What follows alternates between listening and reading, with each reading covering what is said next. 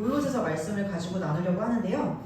골로새서 1장부터 4장 다 너무 좋지만 제가 오늘 집중할 부분은 2장 2절부터 3장 12절입니다. 골로새서는 바울과 디모데가 이제 골로새 그 성도들에게 편지를 쓰면서 정말 너희가 알고 있는 그리스도가 얼마나 정말 위대한 분이신지, 너희가 그리스도로 말미암아 어떤 자가 되었는지, 너희가 어떤 삶의 양식을 가져갈 수 있는지에 대해서 굉장히 강력하지만 간결하게 쓰고 있는 서신서입니다. 제가 이 여러 가지 그 토픽들이 또 골로새서에 나오지만 이 부분을 본 이유는 정말 그 그리스도에 대한 부분들이 함축적이진 않지만 굉장히 그 임팩트 있게 잘 그려져 있기 때문인데요. 먼저 2장 2절부터 보도록 하겠습니다. 다 같이 고백하겠습니다. 시작이 되기 전에 2장 2절입니다. 시작! 나는 그들이 그리스도를 깨달아 믿음이 강하여지고 더 풍성해지며 사랑으로 하나 되기를 진정으로 바라고 있습니다. 여러분이 하나님의 놀랍고 비밀스러운 진리, 즉 그리스도 그분 자신을 완전히 알게 되기를 내가 얼마나 바라는지 알아주십시오. 아멘. 바울이 성도들에게 정말로 바랬던 건 정말 너희 안에 살아계신 그리스도, 그리고 너희가 살고 있는 그 그리스도 안, 너희와 이미 한 영이 되신 그 그리스도께서 어떤 분이신지를 너희가 온전히 알기를 바란다. 근데 그리스도를 온전히 안다라는 게 어떤 것일까? 저도 생각을 해봤을 때 가장 간단하게는 하나님의 아들, 하나님의 독생자, 그리고 나를 위해 이 땅에 오신 분, 나를 위해 죽으시고 부활하신 분. 이게 우리가 이제 간단하게 공유하고 알고 있는 팩트잖아요. 물론 그것 자체도 너무 위대하지만 정말 그 한 사람이 물론 하나님의 아들이시지만 그 한 존재가 온전히 나를 위해서 이 땅에 육신을 입고 와서 사람의 몸으로 신이 와서 나를 위해서, 내 죄를 위해서 죽었다라는 건 너무 우리에게 사실 개인적으로 받아들이면 충격적인 일입니다. 왜냐하면 그가 잘못을 해서 사형수가 되어서 죽은 게 아니잖아요. 그가 살인을 저질러서 혹은 누가 봐도 지탄받을 행동을 해서 그가 죽음을 당한 것이 아니라 나의 죄 때문에 아직 그 당시에 물리적으로 존재하지 않았던 나의 죄를 사하여주기 위해서 죽었고, 그로 인해서 나는 죄와 상관없는 사람이 되었습니다. 근데 거기서 끝난 것이 아니라 그리스도가 부활함으로 말미암아 내가 그와 침례가 되어서 함께 죽었고 함께 부활했고 함께 하늘에 앉혀져서 이제 나는 하나님의 생명을 가진 하나님의 자녀가 되었죠. 그분이 하신 일로 말미암아 나의 그 근원이, 나의 진짜 생명이, 나의 본성이, 나의 온 존재가 완전히 뒤바뀌게 되었습니다. 그 일을 행하신 분이 그리스도고 그 그리스도에 대해서 정말로 잘 알게 되길 원한다. 어찌 보면 내 뿌리를 정확하게 아는 것이죠. 나는 지금 어떤 사람이지? 나는 어떤 사람이 되었지? 내 안에 어떤 능력이 있지? 우리가 그리스도 안에 살고 있고 그리스도가 내 안에 살고 있고 우리는 뗄 수 없는 한 영이고 이런 얘기를 할 때 개념적으로 이제 많이 들어온 것 같아요. 그치, 나는 주님과 뗄래야 뗄 수 없는 한 영이야. 그래서 우리는 마치 라떼와 같아. 우리는 주님은 커피고 내가 우유면 우리가 섞여서 라떼가 되었는데 더 이상 라떼는 구분 지을 수 없지. 그러니까 그런 개념으로는 우리가 너무 이해할 수 있습니다. 그렇지만 정말 이제는 내가 내 능력으로 사는 것이 아니라 그리스도의 능력으로 살아가 라고 했을 때 맞아, 아멘. 하지만 우리가 현장으로 가게 되면 그걸 온전히 정말 나의 진리로 붙잡고 살아가는 건 약간 우리에게 그 어려움이 여전히 있는 것 같아요. 제가 이거를 최근에 느꼈던 건 운전인데요. 요즘 왜 그런지 모르겠는데 제가 교회를 오갈 때마다, 특히 양육반 하면서 오갈 때마다 고속도로에 항상 되게 큰 사고가 나 있어요. 고속도로에 정말 큰 사고가 나 있고, 심지어 이제 지난주에는 제가 지금 태어나서부터 쭉 봐왔던 것 중에 가장 큰 사고를 이렇게 지나가면서 바로 목격을 했는데, 버스가 일단 4대가 박아져 있는 상태였고 구급차가 너무 여러 대가 와 있어서 몇 대인지 셀 수가 없고, 그런 사고를 이제 매번 보거든요. 그래서 가뜩이나 이제 저는 안전 제일 주의인데 더 안전히 운전을 하고 있습니다. 그런 생각이 드는 거예요. 내 운전 실력은 사고를 당해도 놀랍지 않은 정말 미천한 운전 실력인데 지금까지 별일이 물론 많이 박았거든요. 근데 저는 그 누구도 상해를 입히지 않았어요. 그냥 기둥과 정안의 싸움이에요. 주차장 기둥과 정안의 싸움이라서 지금도 이제 앞 범퍼가 다 날아가서 남편이 또 수리를 맡기러 가야 되는데 그 누구도 다치진 않습니다. 그냥 저희 아반떼만 좀 다칠 뿐이에요. 근데 정말 이 자동차 사고라는 건 나만의 운전 실력이 이슈가 아니라 옆에 차도 진짜 랜덤하잖아요. 그러니까 내가 지금까지 이 운전 실력으로 큰 사고가 안 난 거가 주님의 보호하심이 아니고 뭐지? 라는 생각을 합니다.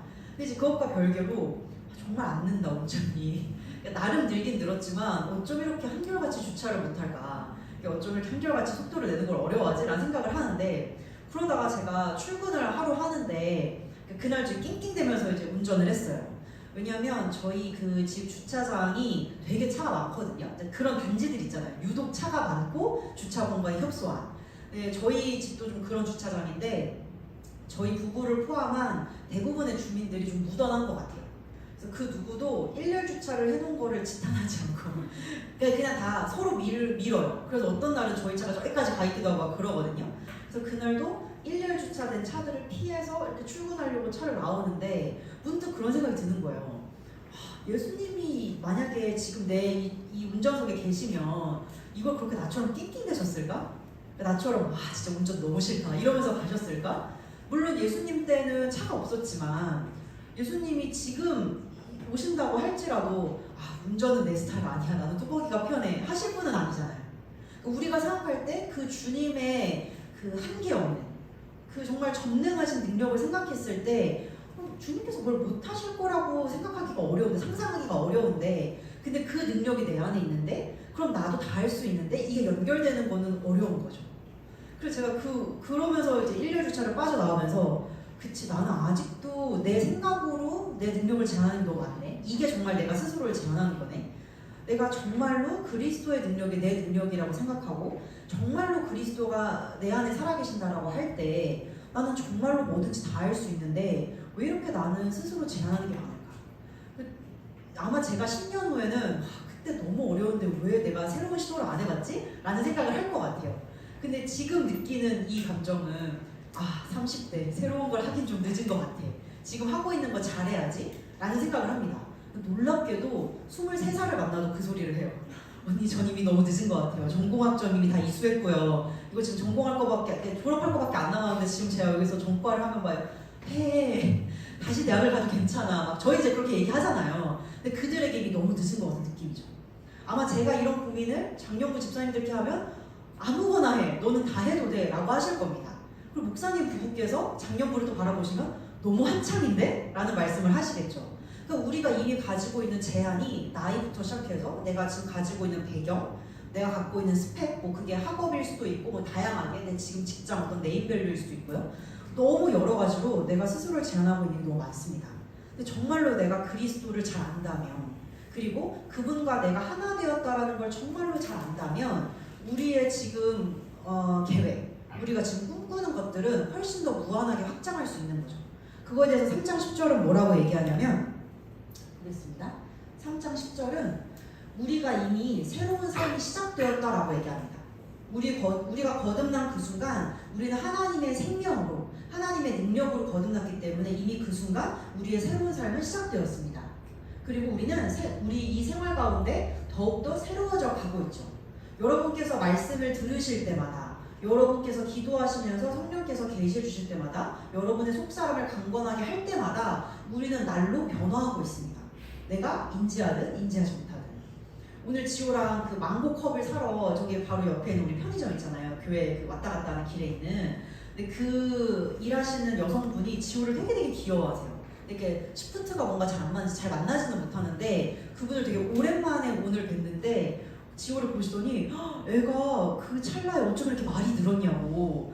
근데 이제 저랑 남편은 맨날 보다 보니까 물론 작년에 비해서 엄청 늘었고 지난달에 비해서는 엄청 늘었지만 그냥 저희의 체감으로는 정말 말이 많네. 귀에서 피가 날 것 같은데 저희 이렇거든요. 근데 이제 오랜만에 보시는 분들은 와, 애가 어쩜 이렇게 금방 크지? 원래 남의 애는 금방 크고 남의 군대는 금방 지나가잖아요.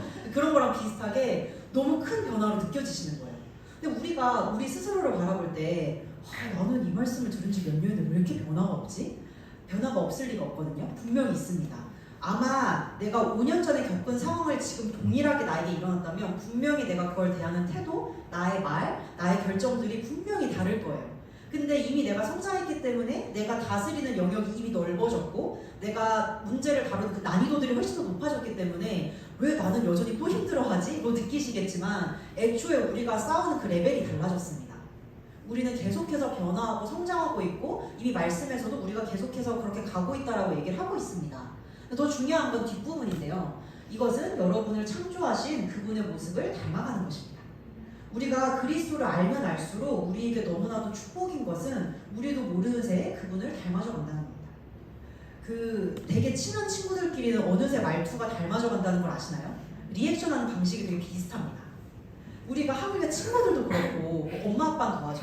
내가 진짜 엄마 아빠한테 저건 안 배우고 싶었는데 엄마 아빠랑 살면서 이미 다 답습한 것들이 있기 때문에 똑같이 하고 있습니다.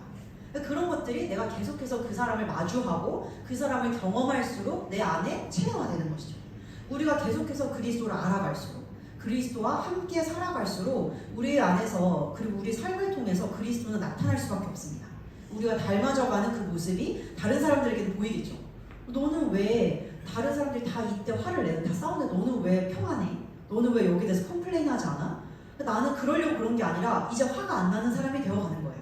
그리스도의 성품을 따라 온유한 자가 되어가고 인내할 줄 아는 자가 되어가고 어차피 화를 내봤자 이게 더 큰 싸움이 될 걸 알고 부질없음을 알기 때문에 참을 수 있는 사람이 되어가는 거죠. 이 삶 속에서 하나님을 아는 참된 지식은 점점 더 자라납니다. 하나님께서 우리에게 이런 삶을 주셨습니다. 골로새서 2장 6절에서 7절을 보면 우리가 그리스도 예수를 주님으로 믿었고 우리의 주님이 되셨습니다. 우리는 그래서 그분 안에서 계속 살아가야 하는데 이미 우리 안에 계시죠. 그리고 우리도 그리스도라는 환경 안에서 살고 있습니다. 이미 우리가 그렇게 되고 있는데 우리의 혼이 우리의 육신이 얼마큼 진짜 영인 우리 스스로를 인지하면서 그거에 동의하고 설득되어서 우리의 영의 지배를 받고 조정을 받으며 살아가냐에 따라서 우리가 어떠한 삶의 계획을 잡고 살아가는지가 결정됩니다. 쉽게 말해서 내가 내 영의 본성이 강화될수록 나는 주님께서 주신 그 갈망과 능력을 따라서 그 계획 가운데 걸어가게 되는 것이고 내 영은 이미 완벽하지만 나의 혼과 육이 여전히 득세해서 여전히 세상의 가치관을 따라 세상의 삶의 방식을 따라 간다면 우리는 그리스도 환경 안에 있는 사람들임에도 불구하고 그것과 별개로 살아가는 것이죠. 제가 차를 처음 그러니까 정말 자차를 마련하고 나서 놀랐던 건 뭐냐면 비 올 때 출근길이 이렇게 편할 수 있구나. 그거를 처음 겪었거든요. 왜냐면 비 올 때 출근길이 기존에 저한테는 어떤 거였냐면 일단 우산을 쓰고 버스 정류장을 향해 가는 길에서 이미 바지 밑단 다 젖었어요. 이미 귀찮아. 근데 버스를 타면서 우산 줬죠. 저는 진짜 손이 야물지가 못해서 이러면서 제가 다 맞아요. 늘 주의하지만 제가 맞고 그러면 이미 젖고 우산 이런 상태에서 어떻게 카드 지갑해가지고 찍으면서 가는데 이미 꽉 찼어요. 저는 내일 이제 그런 통근버스 타고 다녔는데 그러면 이 젖은 상태에서 막 낑기고 뭐하고 하니까 비 온다고만 하면 이미 출근할 때부터 너무 스트레스인 거예요. 퇴근도 마찬가지. 자차를 딱 처음 마련하고서 출근을 하는데 일단 비를 안 맞고 회사까지 갈 수 있다는 게 너무 충격적이에요. 지하 주차장을 갔기 때문에 우산을 펼 일이 없어요. 그리고 저는 그때 이제 자차를 마련했을 때가 저희 교회가 너무 멀었을 때여가지고 교회 지하 주차장으로 들어가니까 우산은 내내 그냥 차에만 있는 거예요.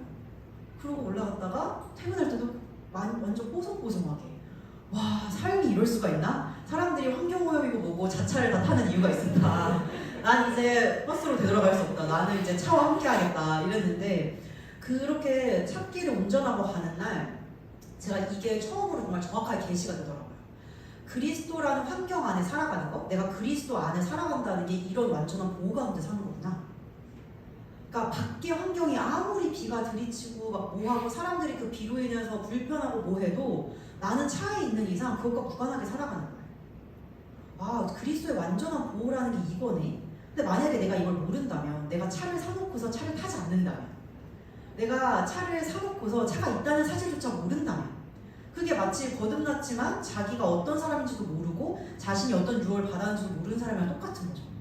그리스도라는 그 보호 가운데 살 수 있음에도 불구하고 그렇게 살지 않기로 본인이 인지하지 못한 채로 선택할 수도 있습니다. 그게 그리스도를 아는 지식 가운데 살지 못하는, 그리스도를 모르고 살아가는 사람들의 삶입니다. 근데 우리는 알죠. 우리는 그리스도 안에 자신의 모습도 어떤지 알고 그리스도가 우리를 위해서 어떤 일을 행하셨는지도 정확하게 알고 있고 그 일이 나와 얼마나 연결되었고 내 삶에 어떻게 나타날 수 있는지도 알고 있습니다. 그렇다면 여기서 말한 내가 그분 안에서 계속 살아간다라는 건 이미 나에게 주어진 것이고 내가 그렇게 하기로 선택만 한다면 나에게는 어려울 일이 아닌 거죠. 이미 나에게 주어진 겁니다. 나에게 주어지지 않았다면 그걸 어떻게든 획득하기 위해서 우리가 애써야 했겠지만 이건 우리가 거듭난 순간 우리에게 생존권으로 이미 주어졌습니다. 우리가 해야 될 건 그분 안에 깊이 뿌리를 내리는 일입니다. 깊이 뿌리를 내린다라는 건 내가 어지간한 바람, 어지간한 외부 압력에도 내가 요동하지 않는 상태거든요. 실제로 되게 큰 거목, 그러니까 그 큰 나무 있잖아요. 그 잘 자라고 있는 나무를 다른 토양으로 옮기면 3년에서 4년은 그렇게 울창하게, 그러니까 열매를 되게 잘 맺던 나무를 할지라도 3년에서 4년은 아예 열매를 못 맺는다고 하더라고요. 왜냐하면 다시 그 토양에 뿌리를 내릴 시간이 필요하다고 합니다. 그러니까 뿌리를 내린다라는 건 우리가 겉으로 볼 때는 아무것도 안 보이지만 우리의 나중 열매를 알 수 있는 거죠. 근데 만약에 그 뿌리를 내리는 거에 대해서는 이해가 없고 그래서 그냥 옮겼는데 여기 땅이 별론가 봐. 열매가 안 나네? 그래서 그냥 2년 만에 그걸 잘라버렸다면, 베어버렸다면 그 나무는 사실 포텐이 있는데 그냥 날아갔겠죠? 근데 이 나무가 뿌리를 내리는 시간이 필요하다는 걸 알고 있고 그 상태에서 이 나무에게 적절한 영양분을 줬다면 이 나무는 그 사이즈대로 시간이 흘렀을 때 그 나무가 이미 튼튼한 것만큼 큰 것만큼 충분하게 많은 열매를 냈을 겁니다. 우리가 그리스도 안에 뿌리를 잘 내리기만 한다면 그 시간을 잘 보내기만 한다면 우리는 그에 합당한 열매를 낼 수 있습니다. 여기에 보면 그 위에 여러분의 삶을 계획하라고 나오는데요. 뿌리를 내린 이후에 우리의 삶을 계획하는 겁니다. 우리가 누구인지 이미 정확히 알고 그리스도가 어떤 분이신지 정확히 알고 나와 주님이 어떤 관계 안에서 어떤 교제를 누리고 우리가 어떻게 삶을 지어가는지를 이미 알 때, 그러니까 그 안다는 건 지식적으로 아는 게 아니라 내가 이미 삶에서 살아냈기 때문에 경험적으로 아는 것이죠. 확신을 가지고 정확하게 아는 것입니다. 그렇게 알 때 그 위에 우리의 삶을 계획하고 살아가는 건 사실 어렵지 않습니다. 이게 어려운 이유는 어제 제가 양육반에서 부르심에 대해서 좀 나눴는데요. 부르심이 초반에는 다들 어렵습니다. 그리고 아마 대부분 청년시기의 부르심을 접했다면 그 어려울 수밖에 없는 게 대부분 이때 고민하시거든요. 주님, 이직을 할까요 말까요? 근데 우리 모두가 경험해봤지만 이직을 생각한다는 것 자체가 이미 나가고 싶은 거예요. 그 나가고 싶은 마음을 중립 기호로 돌려서 주님, 저는 주님의 뜻을 따르겠습니다가 얼마나 어려워요. 마찬가지로 전공도 전공 바꿀까요 말까요? 이미 이 전공이 답이 없다는 게 나왔기 때문에 이 전공에 스테이하는 건 나에게 마음이 너무 어렵잖아요. 그 상태에서 우리가 막 부르심을 인도받으려고 하니까 당연히 어렵습니다. 근데 우리가 거기서부터 시작은 하죠. 왜냐하면 나의 가장 큰 갈망이 거기에 있으니까. 내가 이걸 정하지 않으면 앞으로 나의 많은 시간을 이 공부에 쓸지 뭐 저 업에다 투자할지 모르기 때문에 일단 이 인도를 받아야 합니다. 그러다 보니 우리가 갖고 있는 이 부르심에 대한 인상은 나의 업이랑 떨어질 수가 없어요. 근데 부르심은 사실 업일 수도 있지만 업에 국한되지만은 않거든요. 어떤 직업을 가지는 거에 국한되지 않습니다. 그냥 부르심이라는 건 결국 부르시는 분이 존재하는 거죠. 만약에 하나님께서 우리를 부르시지 않았다면 그 부르심이라는 건 애초에 존재하지 않습니다. 근데 하나님께서 우리를 부르셨고 그렇다면 우리가 귀 기울여야 할 거는 지금 하나님께서 나를 어디로 보내셨지? 어떤 일을 하라고 나에게 지금 시키셨지? 그게 중요한 것이죠. 그게 저에게는 지호를 보는 일일 수도 있고 학생들을 잘 섬기는 걸 수도 있고 남편을 섬기는 걸 수도 있고 뭐 친정 엄마를 하는 걸 수도 있고 그리고 어떤 자매를 섬기는 일일 수도 있습니다. 근데 만약에 제가 그 부르심을 직업으로 국한한다면 계속 그 접근을 하겠죠. 전업주부 할까 뭐 워킹맘을 할까 내가 사역자가 될까 아니면은 그냥 성도로서 살아갈까 그게 우리가 업을 기준으로 계속 부르심을 접근하는 방식인데 그렇지 않습니다. 주님께서 지금 부르신 그곳에서 부르신 그 일을 하는 겁니다. 근데 우리가 이 접근을 하지 않는다면 계속해서 주님께 어떤 방식으로 여쭤볼 수밖에 없냐면 지금 여기 가요 말아요? 제가 이직을 혹은 취직을 A, B, C 중에 어디로 할까요? 물론 그것도 굉장히 중요하지만 주님께 그것보다 더 중요한 건 내 지금 전체 삶이 주님께 맞춰져 있는가? 그래서 내가 주님께서 부르신 그곳으로 이동할 수 있는가? 주님께서 시키신 그 일을 내 능력, 내 경험, 내 기호에 왔다 갔다 하는 것이 아니라 그거 시켜줬으면 그건 내가 해야겠다 하고 가는 겁니다. 사모님께서 하루는 전에 이런 부르심을 설명해주는 그 얘기를 하시더라고요. 만약에 주님께서 이제 당분간은 교회에 필요가 애기들을 보는 거니까 너는 다시 영유아실 가가지고 잠옷실 가서 애기들 봐 라고 하면 자기 기쁜 마음으로 가서 다시 애기 볼 수 있다 그리고 지금은 여기 청소가 좀 비어 있으니까 너 이제 예배당 청소 네가 맡아 라고 하면 다시 할 수 있다. 내가 지금 사람들 대부분 이제 성도들을 상담하는 일들을 많이 하고 계신데 그게 가장 편하고 이 정도급 되면 이제 상담이나 해야지 뭘 이렇게 짜투리 같은 일을 해가 아니라 지금 그 일로 부르셨기 때문에 그 일을 하는 거야. 그래서 약간 제가 그 얘기를 듣고 충격받은 게 뭐였냐면 생각보다 내가 이 귀천을 좀 따지고 있었구나.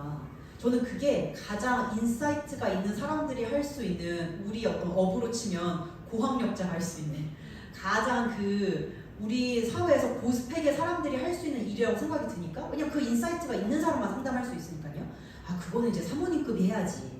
그거 아닌 사람들은 이제 우리는 열심히 같이 막 청소도 하고 우리 수련회 과자도 세팅하고 그거 이제 우리가 해야지. 사모님은 이제 말씀 좀 하셔야지. 그렇게 생각했던 건데 그게 아니라 그거 내가 하고 싶으니까 내가 그거 잘하니까 내가 그거 해야지가 아니라 하나님께서 지금 어떤 필요를 가지고 계시지? 하나님의 전체 마스터 플랜에서 나는 어느 위치에서 뭘 하고 있어야 되지? 그래야 이 피스가 아름답게 완성이 될까? 그 접근으로 보신다는 거예요. 근데 그건 이미 관점이 하나님의 관점이죠. 우리는 되게 자기중심적인 관점으로 주님 여기 지금 퇴사해요 말아요. 저 진짜 너무 급하거든요. 주님 저 전공 바꿔요 말아요. 주님 저 이 남자랑 결혼해요 말아요. 저 진짜 올해 안에 결혼하고 싶어요. 이렇게 가는 건 사실 우리가 주님의 전체 그림에서 내가 어디일까? 주님께서 나를 지금 어떤 자리로 부르셨을까? 내가 어떤 일을 할 때 정말 주님께서 기뻐하실까의 관점이 아니라 내가 잘할 수 있는 거, 내가 하고 싶은 거. 이거는 당연히 계속해서 온도 차이가 있을 수밖에 없습니다. 근데 우리가 계속해서 그리스도 안에 있는 나를 알아갈수록 그리스도가 어떤 분이신지 알수록 그 위에 이 완전한 그 토대 위에 우리의 삶을 계획하는 건 훨씬 더 사실은 수월합니다. 그냥 그때 주님께서 인도하시는 그 길로 가면 되니까요. 저희 부부도 계속해서 고민을 하거든요. 저희의 그런 진로에 대해서. 아마 저희가 50이 되어도 그 고민을 할 것 같아요. 뭐 하고 살지? 그리고 실제로 이제 한 자매랑도 어제 막 얘기를 하는데 자기 부모님도 아직도 고민하신대요. 이제 앞으로 뭐 하고 살지? 근데 자녀들 그렇게 다 출가할 정도면 이제 뭔가 우리 생각에는 은퇴해서 뭐 할까? 요 정도만 생각할 것 같지만 그리스도인이라면 특히 대부분 사람이 그렇지만 특히 부르심이 뭔지 알고 있는 비전이라는 게 뭔지 알고 있는 그리스도인이라면 내가 주님 앞에 가는 그 순간까지 뭘 할 것인지 내가 정말 주님께서 시키신 그 일을 잘하고 있는지 계속 궁금할 겁니다. 그리고 끊임없이 주님의 주파수에 나를 맞추려고 노력하겠죠. 우리도 마찬가지로 저희 부부도 마찬가지로 그 일을 계속 하고 있는데 제가 최근에 다시금 이제 좀 결단하게 된 거, 제가 다시금 스스로 나는 이 방향으로 정말 가야겠다라고 한 건 내가 내년에 뭘 할지 혹은 내가 이번 연말까지는 뭘 해야 될지 내가 어떤 그림을 그릴지 이거보다 더 훨씬 중요한 건 지금 내가 주님께서 부르신 그 위치에 있는지에 대한 확신. 내가 다음 해에 뭐 할지 내가 5년 후에 어떤 위치에 있을지 빨리 인도받아서 그걸 준비하고 싶다라고 저는 항상 생각했던 것 같은데 그거를 안다고 잘 준비할 수 있을까 싶어요. 제가 이거를 왜 더 느끼게 됐냐면 둘째에 대한 것 때문인데요. 둘째 생각 아예 없어요. 아예 없는데 머리로는 알거든요. 그리고 지식적으로 알고 있습니다. 다산하는 것이 좋다라는 것을. 그리고 이거는 그냥 저한테 이제 어떤 성경 텍스트뿐만이 아니라 다산하라는 어떤 주님의 명령 때문만이 아니라 지호를 키우면서 느끼는 건 여기서 한 명 더 나오면 나 진짜 인격자가 될 수 있다. 이걸 깨달았어요. 이거 이상의 인내를 배울 수 있는 건 없고 이거 이상으로 자비를 배울 수 있는 건 어떤 업도 없어. 뭐 사역을 내가 100년 해도 애 하나 키우는 거랑은 달라.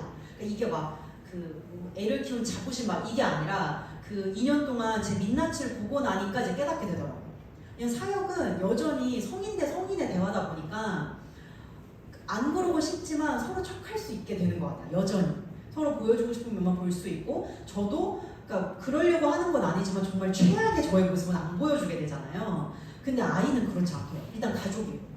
그래서 둘째를 낳는 게 진짜 하나님의 선물이라는 게 얘가 너무 이쁘고 너무 사랑스러워서 선물 이 느낌이 아니라 진짜 이거 이상으로 내가 이 땅에서 영향력을 끼칠 수 있는 위치까지 가도록 잘 성장하는 길은 없어. 그러니까 머리로는 납득이 됐어요. 머리로는 납득이 됐는데 근데 아직 이제 여기가 납득이 안 된 거죠. 저의 갈망과 일치가 되지 않았거든요. 그래서 저도 여전히 그 생각을 해요. 10년 후에 이걸 후회할 수 있겠다.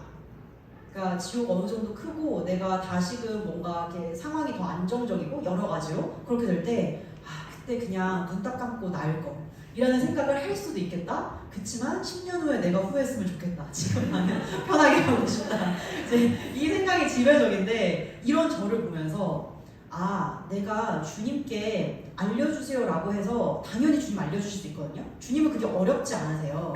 근데 알려준다 한들 나에게 할 능력이 없어요. 그러니까 만약에 주님께서 지윤아 너는 다음 달에 애를 가지는 게 나의 뜻이고 너는 가지게 될 거고 너는 아들 둘을 키우는 엄마가 될 거야 라고 한다면 아마 제가 높은 확률로 남편에게 침실에 못 들어오게 하겠죠. 그 일이 일어나지 않도록. 그러니까 이거는 하나님 사이드의 문제가 아닌 겁니다. 내 사이드에서 정말로 하나님께서 나를 인도하시는 그 길은 나에게 정말 베스트고 나는 그걸 기쁘게 따르고 싶어. 왜냐면 내 안에 갈망이 주님과 일치되어 있고 나는 그 일을 하도록 이미 주님께 능력을 받았기 때문에 나는 이거를 하기에 조금도 부족함이 없어. 나는 주님과 동행하는 거 너무 기뻐하는 사람이야. 그러니까 제 안에 계속 확신이 더 들다면 그게 뭐 둘째가 됐든 뭐 풀타임 사역을 하라고 하든 뭐가 됐든지 다 제가 기쁘게 하겠죠. 근데 아직 제 수준이 이것까지는 제가 도저히 못 놓겠어요. 주님. 저 이거는 진짜 너무너무 싫어요. 저 이거는 진짜 너무 저한테는 어려운 것 같아요. 저는 진짜 뭐 요리를 못해요. 뭐를 못해요. 이것들이 있으니까 주님은 절대 강권적으로 제 인생을 쥐고 흔드시는 분이 아니기 때문에 순차적으로 저에게 길을 열어주시는 겁니다.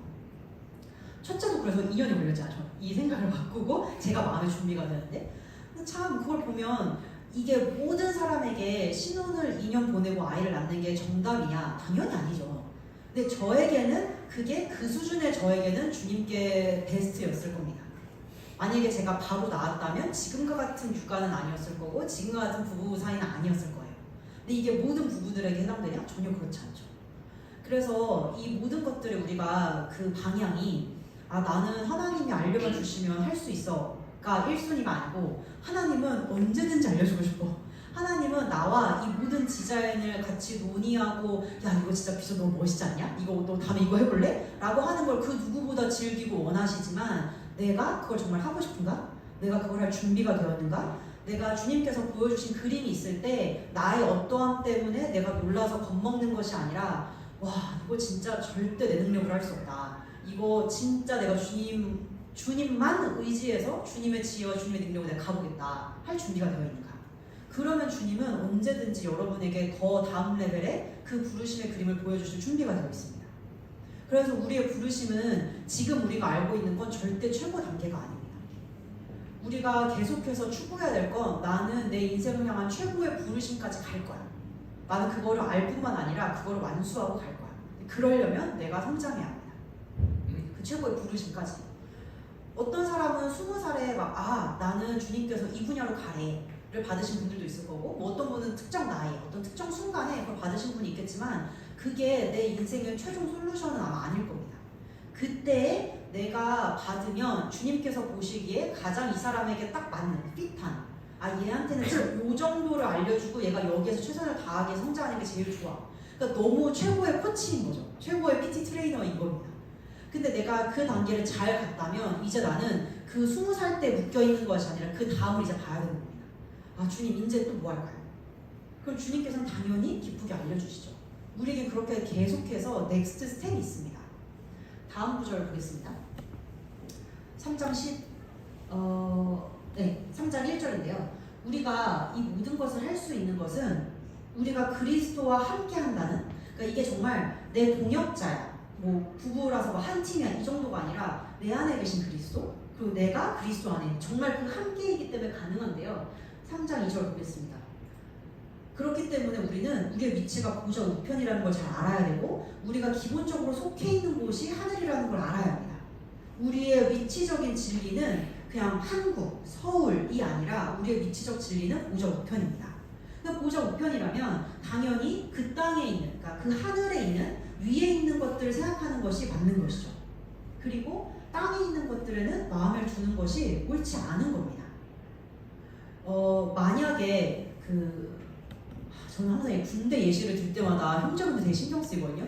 네가 뭘 알아라고 생각하실 텐데 그냥 제가 예시를 들 수 있는 게 군대라서 그렇다고 양해를 해주세요. 저는 당연히 갔다 온 적은 없습니다만 그 직업군인 이런 거 제외하고 그냥 정말 우리 국방의 의무 때문에 2년 잠깐 갔다 오시는 그 예시로 봤을 때 그 사람들의 진짜 거주지는 군대가 아니잖아요. 잠깐 갔다 오는 거죠. 그래서 정말로 지혜로운 사람이라면 군대에 있는 동안에 거기서 최선을 다하겠지만 내가 돌아와서 뭐 할지를 계속 고민할 겁니다. 내가 뭐 어떤 분들은 대학교 중간에 갈 분들도 있고 대학교 맞춰가는 분들도 있을 테니까 내가 대학교 중간에 왔다면 내가 복학해서 뭐뭐 준비해서 뭐 해야겠다 를 생각하실 거고, 대학 마치고 가신 분들이라면 내가 이거 군대 마치고 나면 사회에 이런 식으로 이제 진입을 해서 이러는 거 해야겠다 라고 이제 끊임없이 생각하겠죠. 왜냐면 그가 몸은 군대에 있지만 그가 진짜 시선을 고정해야 되고 그가 앞으로 쭉 살아갈 거, 그에게 진짜 중요한 것은 군대 밖의 삶이기 때문입니다. 우리가 이 땅에 굉장히 한시적으로 있고 이 땅에서만 유한한 가치들이 있는데 우리가 그것들을 완전히 영원한 것이라고 착각하고 그 가치가 하늘과 동일할 거라고 착각해서 살아간다면 우리는 진짜 중요한 것들을 놓치고 살아가죠. 저희 남편이 최근에 했던 그 점검 중에 하나가 뭐냐면, 늘 그렇지만 이 남편은 돈에 대해서 항상 중심을 점검하니까요. 하루는 그런 생각이 들더래요. 이렇게 벌어서 뭐 했을 거지? 그러니까 어디까지 벌어야 내가 만족할까? 어디까지 버는 거를 주님께서 원하실까? 만약에 10만 원 벌던 사람은 100만 원이 꿈일 거고 100만 원 생각하는 사람들 1000만 원? 0 하나씩 더 붙겠죠? 그래서 내가 100억을 벌고 1000억을 벌고 100조를 벌게 되면 그러면 내가 그거를 뭐 하려고 이렇게 버는 거지? 그러니까 목적이 없이 달렸던 건 아니지만 워낙 달리다 보면 우리 모두가 그렇지만 어느새 목적을 까먹고 달리는 거에 집중하게 되잖아요. 그러니까 다시 그 목적을 새롭게 하는 거죠. 내가 이 돈을 통해서 무엇을 할 것인가. 왜냐하면 돈은 이 땅에서만 유한하고 이 땅에서만 가치 있잖아요. 그래서 주님께서 돈 아무짝에 쓸모없어 라고 하지 않으셨거든요. 돈은 굉장히 중요합니다. 왜냐하면 이 땅에서 가치 있기 때문에. 그럼 우리는 이 땅에서 그 가치 있는 걸로 영원하게 가치 있는 거를 사야 하는 거잖아요. 그래서 우리가 그 영원히 가치 있는 것이 사람이라는 걸 알기 때문에 그 사람들을 섬기기 위해서 우리가 번 돈을 씁니다. 그게 뭐 누군가에게는 밥을 사주면서 커피를 사주면서 그 사람을 위로하는 걸 수도 있고, 누군가는 그 사람이 지금 돈이 없어서 못 사고 있는 거 필요를 채워주는 걸 수도 있고, 누군가는 뭐 교회를 통해서 선교지를 후원하는 걸 수도 있고, 다양한 방식이 있지만 우리가 어떤 것이 유한하고 어떤 것이 무한하고 어떤 것이 한시적으로만 가치가 있고 어떤 것이 영원하게 가치 있는지를 안다면 그 돈으로 무엇을 할 건지가 너무 달라지는 거죠. 그 어떤 분들은 그러거든요. 진짜 많이 벌면 하겠다고? 많이 벌면 돕겠다고? 근데 300만 원 벌던 사람이 월 300만 원 벌던 사람이 월 3천만 원 벌면 11조랑 흥교원금 안 하던 걸 할 수 있을 것 같으세요? 절대 못해요. 왜 그런지 아세요? 그 생각으로, 그러니까 3천만 원을 벌기 전에다 300만 원일 때 나는 와, 월 300 벌다 월 3천 벌면 나 2천씩도 할 수 있지. 그리고 나한테 여전히 1000 떨어지잖아 라고 생각하거든요. 근데 그 사람이 너무너무 그 주님의 나라의 확장에 꽂혀있었던 사람이고 그걸 하고 싶었던 사람인데 월 300만 원 벌 때 뭐 부모님 병원비, 뭐 나 생활비, 그리고 나랑 같이 살고 있는 누구 도와주고 이래서 정말 제로였어. 그래서 내가 마땅히 누군가를 도와줘야 될 그 돈들을 못 도와줬다면 그러면 3천만 원을 벌 때 할 수 있을 겁니다. 근데 대부분은 그렇지 않잖아요. 300만 원일 때 만약에 차를 좋아하는 사람이라면 내가 월 300 버는 사람으로서 할 수 있는 최대치의 차를 구매해서 샀겠죠. 그럼 그 사람은 월 3천이 되면 그 사람의 인생에서 가장 가치 있었던 게 차라면 그럼 이제 벤츠를 사겠죠. 어떤 사람은 내가 월 300 벌 때는 나 진짜 화장품 너무너무 좋아해서 내가 디올 쿠션 하나 사는데 내가 이렇게 부들부들했지만 내가 나중에 3천을 벌어? 난 디올 매장을 쓸 거야. 이렇게 되고. 근데 다 다르겠죠. 어떤 사람 먹는 거라면 내가 옛날에는 오마카세 한 번 갔지만 내가 이제 월 3천 벌면 맨날 내가 주방장을 부를 거야. 결국 자기가 원래 가치관에 부합해서 가치 있게 여겼던 거를 그때 그냥 조금 더 볼륨 있게 더 많이 쓰게 될 겁니다. 그 차이인 거죠. 그래서 만약에 그 사람이 수입이 늘고 적고 이게 중요한 게 아니라 결국 그가 얼만큼 육신적인 가치관에서 얼만큼 하늘의 가치관으로 하나님과 일치하는 가치관으로 바뀌었는지에 따라서 결국은 바뀔 겁니다. 월 300이든 400이든 500이든. 그래서 우리가 하늘에 있는 것에 마음을 두는 것, 어떤 성경 보내는 affection, 그러니까 애정이라고 표현하더라고요. 내가 정말 나의 관심, 나의 사랑, 나의 모든 그 어텐션을 여기다 집중하는 게 중요해. 하늘의 것에 집중하는 게 중요해. 내가 돈을 열심히 벌지만 그 돈을 가지고 하늘에 어떤 것을 살 건지가 너무너무 중요한 겁니다. 우리가 요 시기에 돈만큼 또 중요한 건 우리의 커리어잖아요. 내가 커리어가 점점 쌓여서 나의 영향력이 점점 더 커지면 내가 훨씬 더 복음을 능력 있게 조금 더 수월하게 전할 수 있지 않을까? 당연히 내가 인턴 짜발일 때보다 사장일 때 사람들한테 복음 전하기 수월하지 않을까? 그럴 수 있겠죠? 그냥 대충 사장이 되기 전 생각으로는. 왜냐면 우리 사장님은 나한테 아무거나 막 시키니까. 커피 타오라고 시키는 것보다는 예수님 전하는 게 낫지 않나? 라고 생각할 수도 있잖아요. 근데 내가 인턴일 때 내 인턴 동기한테도 예수님에 대해서 입 한 번 뻥끗하지 못하는 사람이라면 사장이 돼도 똑같이 눈치 볼 겁니다. 내가 이 시기에 중요하다고 생각해서 나름 나의 최선을 다하고 있는 것들이 내가 커리어가 성장해서 영향력이 커지면 그 볼륨으로 할 수 있는 것이고, 내가 돈을 못 벌다가 더 많이 벌게 되면 그 볼륨으로 이제 할 수 있게 되는 것이죠. 이게 그냥 단순하게 내가 성공한다고 해서 내가 그때는 좀 부족해서 주님의 일을 못했지만 내가 돈 많이 벌고 성공하면 주님의 일을 해야지, 그런 나라는 잘 오지 않습니다. 그러니까 아예 안 옵니다. 내 가치관이 바뀌지 않는 이상. 그러면 계속해서 우리가 고민해야 될 건, 내가 그 돈 벌어서 뭐 할 건가? 내가 뭐 하려고 돈을 벌지? 내가 이렇게 열심히 회사에서 일을 하는 거 너무 좋은데, 왜냐면 우리 계속 얘기하잖아요. 죽게 하듯이 하고, 내가 주인이 볼 때 눈속임으로 막 대충 열심히 하는 것처럼 하지 말고 열심히 하라고, 최선을 다하라고.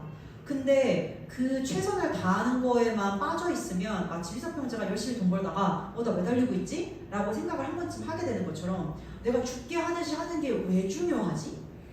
결국 내가 죽게 하듯이 했을 때 가장 큰 유익은 그 나의 태도를 보고 감동받는 내 주변의 사람들일 겁니다. 저 사람은 좀 다르네. 저 사람은 한결같네. 저 사람은 어떤 상황이 와도 동요하지 않고 평안하네. 저 사람은 진짜 탁월하네. 그게 그 사람들의 마음의 문을 열 거고, 그 마음의 문이 열렸기 때문에 우리가 마땅히 해야 될 말을 훨씬 더 수월하게 할 수 있겠죠. 그거를 위해서 죽게 하듯 우리가 열심히 하는 것이지, 그 죽게 하듯 열심히 하는 행동 자체가 우리의 구원을 더 확증한달지, 그거 자체가 주님께 영광 돌리는 그런 것이 아닙니다. 그래서 우리가 그러면 내가 커리어를 이렇게 열심히 하고 내가 직장에서 대부분의 내 시간을 쏟을 때 여기서 결과를 내고 하는 것들이 무엇을 위해 내가 이렇게 하는 것이지? 내가 승진을 해야 되는 이유가 뭐지? 내 탁월함을 보이려면 승진해야 되니까. 그럼 사람들이 예수님을 알 수 있지 않을까? 그럴 수도 있습니다. 근데 우리가 늘 말하는 우리의 부르심은 어느 한 지점에 가서 마치 연예인들이 수상소감하는 것처럼 되게 큰 업적을 남겨야 정말 하나님께 영광 돌립니다. 그래야 하나님께서 영광 받으시는 게 아니잖아요. 하나님은 우리의 매일매일의 부르심, 우리에게 그 부름받은 위치, 우리가 부름받은 위치에서 시키신 그 일을 할 때마다 영광 받으십니다. 우리가 하는 매일매일의 일이 너무나도 중요하고, 주님과 이 싱크로가 맞아서 주님께서 정말 나를 통해서 하시는 그 일, 그런 생각을 할 수 있을 것 같아요. 정말 내 안에 그리스도께서 왜 살아계실까?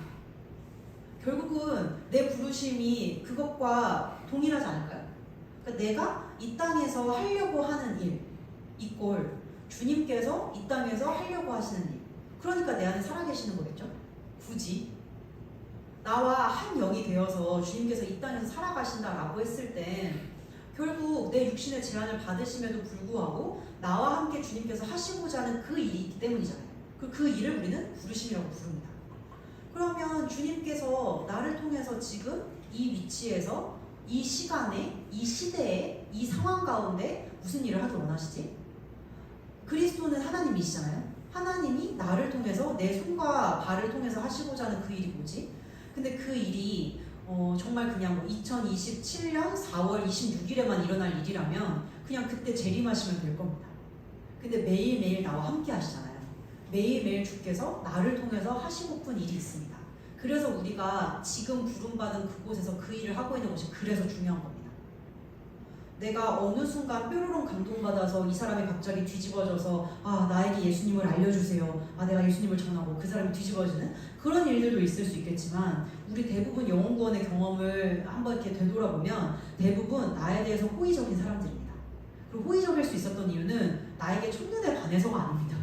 너무 내 스타일이신데요? 그게 아니라 나를 어느 정도 기간 동안 보면서 얘는 참 애가 괜찮다, 얘는 참 사람이 좋네, 이 사람은 내가 좀 신뢰할 만하다 라고 여러분의 어떤 성품을 보고 반했기 때문에, 혹은 여러분의 성품을 보고 궁금해졌기 때문에 여러분에게 마음문을 열었고, 그래서 여러분의 말을 경청해주는 사람들이죠. 여러분들이 그 매일매일을 충실하고 신실하게 살지 않으셨다면 그런 열매는 못 얻으셨을 겁니다. 그렇기 때문에 주님께서는 우리에게 정말 날마다 맡긴 일을 잘 하라고 하시는 거죠. 충실하기를 기대하시는 겁니다. 그래서 우리가 우리의 이 그리스도 안에 뿌리 내린 그 위에, 그 토대 위에 우리 삶을 계획한다는 건 그래서 우리가 생각하는 그 계획이 아닌 겁니다. 아, 저 5년 후에 뭐 어디 직장에 이직하고 싶고요. 저 진짜 3년 안에 결혼하고 싶고요. 그게 정말로 그렇게 우리가 중요하다고 생각하는 것만큼 그리스도께 중요할지. 네, 그리스도는 당장 저희의 오늘을 너무나도 귀하게 여기십니다. 내가 오늘 지나가다 마주칠 사람, 내가 오늘 만날 세럼, 내가 오늘 만날 그 자매 형제, 내가 오늘 만날 우리 부모님, 그분들께 주님께서 반드시 내 입을 통해서 하시고 싶은 말이 있습니다. 그래서 우리가 그리스도를 잘 알고 그리스도 안에 있는 나를 잘 알아서 계속해서 일치되는 것이 너무나도 중요합니다. 그래서 아마 제 생각에 여러분께서 지난주는 에베소서, 이번 주는 골로새서를 읽으시면서 이미 마음같이 많이 온유해지신 거로 저는 기대하고, 또 사실 말씀을 전하면서 느껴지거든요. 여러분께 말씀 너무 잘 전달되고 있다라는 게. 그래서 이런 말씀을 매일매일 꾸준히 섭취하시는 거를 연말까지 우리가 그 긴 호흡으로 계속 이어가셨으면 좋겠고, 저희가 이번 주에 갈라디아서를 읽을 때도 특히 갈라디아서는 이런 동일시, 그리스도와 내가 하나 됐다라는 거를 묵상하기에 너무너무 좋습니다. 특히 우리 갈라디아서를 볼 때 정말 이제는 내가 사는 것이 아니고 내 안에 있는 그리스도께서 사시는 것이라는 그 구절 하나만으로도 우리의 삶이 정말 뒤흔들어질 수 있는데, 그 한 구절을 묵상하실 때 정말 내가 나 자신이 십자가에 못 박혀진 상태고 이미 그 일이 끝났고 나는 정말 내 안에 있는 그리스도를 인식하면서 살아가고 있는가? 내가 그리스도의 운반자로서 살아가고 있는가? 내가 그리스도의 지금 몸이라는 게, 그리스도의 그 집이라는 거를 내가 정말 인식하면서 살아가는가? 그렇다면 내가 왜 자꾸 나에게 제한을 받고 있지? 내 스스로를 내가 왜 자꾸 한계를 짓고 있지? 라는 것들을 계속 묵상해 보시면서 분명히 깰 수 있는 것들이 있을 겁니다. 내가 못한다고 생각했던 거, 나는 이 부분 절대 안 해 라고 생각했던 거, 그런 부분에 돌파가 일어날 거를 정말로 기대하고 축복합니다.